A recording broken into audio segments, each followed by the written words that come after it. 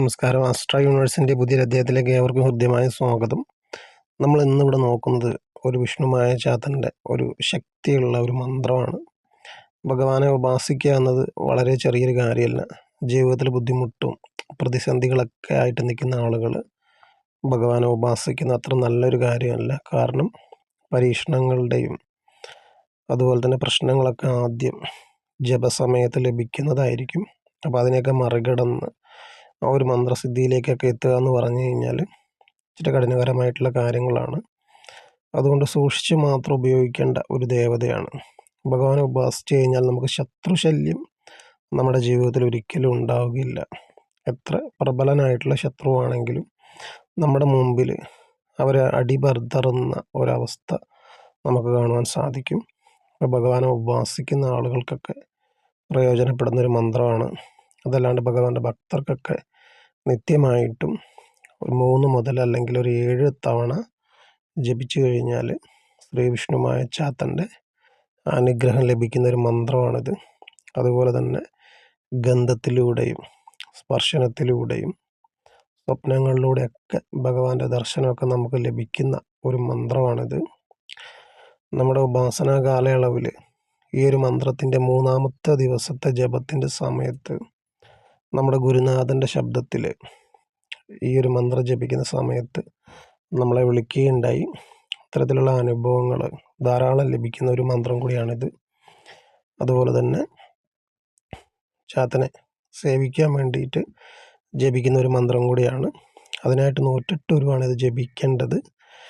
ജപിച്ച് കഴിഞ്ഞ് പിന്നീട് വരുന്ന കർത്തവാവിന് ചിരട്ടപ്പുട്ട്, അതുപോലെ തന്നെ പപ്പടം, അങ്ങനെ പായസം, അതുപോലെ തന്നെ കോഴി ഇറച്ചി, മദ്യം, അങ്ങനെ വിവിധങ്ങളായിട്ടുള്ള നേദ്യങ്ങൾ വെച്ച് ഭഗവാനെ ഉപാസിക്കുന്ന ഒരു മന്ത്രം കൂടിയാണിത്.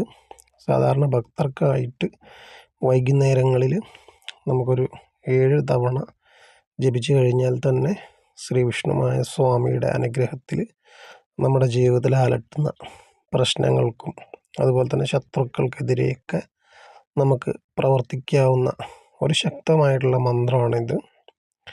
അപ്പം നല്ല ഭക്തിയോടുകൂടി ശ്രദ്ധയോടും കൂടി തന്നെ ഉപയോഗിക്കേണ്ട മന്ത്രമാണ്.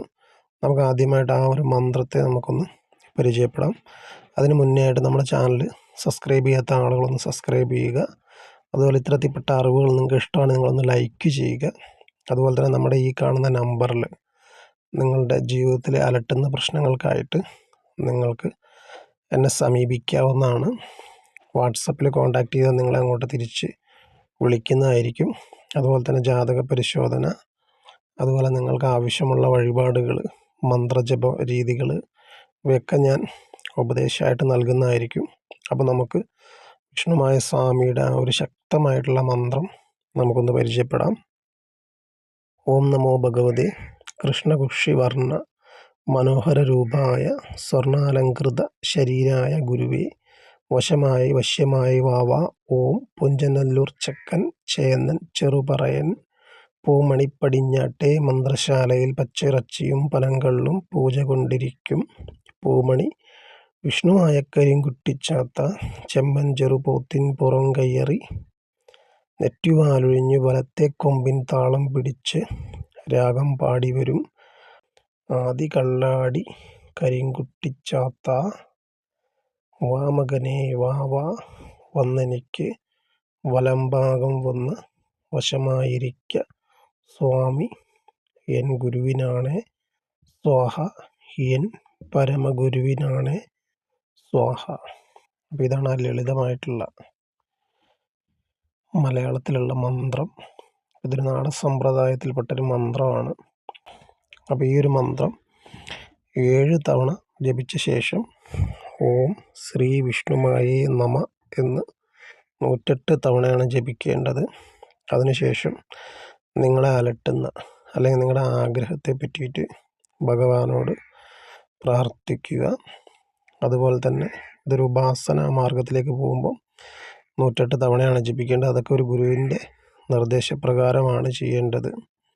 കാരണം ജീവിതത്തിൽ പ്രശ്നങ്ങളൊക്കെ ഉള്ള ആളുകൾ ഈ ഒരു ഉപാസനാ മാർഗം സ്വീകരിക്കുന്നത് നന്നല്ല. എന്നാണ് നമ്മുടെ വ്യക്തിപരമായിട്ടുള്ള അഭിപ്രായം. നമ്മുടെ ജീവിതത്തിൽ നമ്മൾ വിഷ്ണുമായ ഉപാസന അല്ലെങ്കിൽ സേവ 3 തവണ വ്യത്യസ്തമായിട്ടുള്ള ഗുരുക്കന്മാരിൽ നിന്ന് സ്വീകരിച്ച ശേഷമാണ് നമുക്കത് സിദ്ധമാക്കാൻ സാധിച്ചത്. അപ്പം അത്രയും ശ്രമകരമായിട്ടുള്ള ഒരു സേവാമാർഗമാണ് ശ്രീ വിഷ്ണുമായുടേത്. അപ്പം നമ്മുടെ കാര്യങ്ങൾക്കായിട്ട്, നമ്മുടെ ആവശ്യങ്ങൾക്കായിട്ട് ഒരു ഭഗവാനെ പ്രാർത്ഥിക്കുന്ന രീതിയിൽ ഭഗവാനെ വിശ്വസിക്കുന്ന ആളുകൾക്ക് ഉപകരിക്കുന്ന ഒരു മന്ത്രമായിട്ട് ഇതിനെ നിങ്ങൾക്ക് കാണാവുന്നതാണ്. അപ്പോൾ ഏവർക്കും ഈ ഒരു വീഡിയോ പറ്റി മനസ്സിലായെന്ന് വിശ്വസിക്കുന്നു. എന്തെങ്കിലും സംശയങ്ങളോ കാര്യങ്ങളൊക്കെ ഉണ്ടെങ്കിൽ നിങ്ങൾ വീഡിയോയുടെ കമൻറ്റ് ചെയ്യാവുന്നതാണ്. അപ്പോൾ ഏവർക്കും നന്ദി.